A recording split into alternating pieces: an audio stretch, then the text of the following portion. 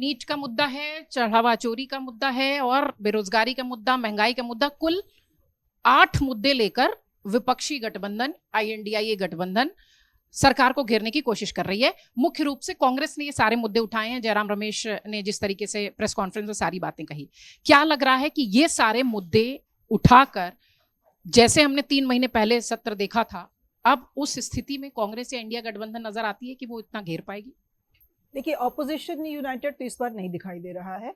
जैसा मीर जी ने बहुत डिटेल में समझा दिया कि अब वो स्थिति बदल गई है पिछले सत्र के मुकाबले। तृणमूल बिल्कुल लिटरली डेसिमेट हो गई है। उनके 29 में से 20 लोग उधर चले गए हैं। उद्धव ठाकरे के कई सारे सांसद उधर चले गए हैं। तो वो जो संख्या बल है, DMK के साथ कांग्रेस के डिफरेंसेस हो गए हैं जब से तमिलनाडु में उनका गठबंधन टूटा है। तो संख्या बल तो अब कांग्रेस के पास नहीं है।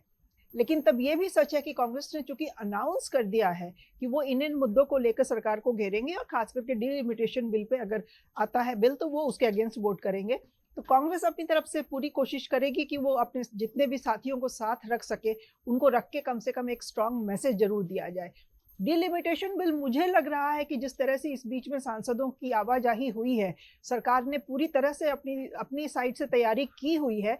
और चूंकि खुल के अभी इसलिए नहीं बोल रहे हैं कि DMK और बाकी जो शरद पवार की गुट के लोग हैं उनका बिल्कुल खुल के मत सामने नहीं आया है, लेकिन DMK ने एक तरह से इनडायरेक्टली कहा है कि कुछ उनकी जो कंसर्न्स है उनको अगर एड्रेस किया जाएगा तो वो इस बिल को सपोर्ट कर सकते हैं। बीजेपी की तरफ से आ गया बयान कि हम आपसे बात करने हाँ, तैयार हैं। वो बिल्कुल उसको उसमें लग रहा है कि आपस में बातचीत हो गई है। तो इनकेस डिलिमिटेशन बिल आता है तो मुझे लग रहा है कि इस बार वो बिल तभी आएगा जब सरकार को मालूम होगा कि इतने नंबर उनके पास है। अगर आता है तो पास हो जाएगा, और पास हो जाएगा तो वो मेरे ख्याल से एक बहुत हिस्टोरिक डेवलपमेंट होगा, क्योंकि तब हमारे पार्लियामेंट्री डेमोक्रेसी की सूरत बिल्कुल बदल जाएगी, बिल्कुल बदल जाएगी। डिलिमिटेशन एक्सरसाइज में सीटों की एक क्वालिटेटिव तो चेंजेस आएंगे ही, उसमें क्वांटिटेटिव जो नंबर वाइज चेंजेस है उसमें मुझे लग रहा है कि नॉर्थ इंडिया को वेटेज मिल जाएगा साउथ इंडिया के कंपैरिजन में। और इसी वजह से अभी तक साउथ की पार्टीज उसको अपोज करती रही हैं। जनसंख्या के हिसाब से चूंकि उस पे है कि ऑलमोस्ट सेम होना चाहिए हर कॉन्स्टिट्यूएंसी का पॉपुलेशन, तो नॉर्थ उसमें आगे रहेगा और शायद साउथ थोड़ा पिछड़ जाए। तो इसको लेकर के उनके मन में एक डर है। तो ये सारी चीजें मुद्दे हैं, ये तो सामने रहेंगे।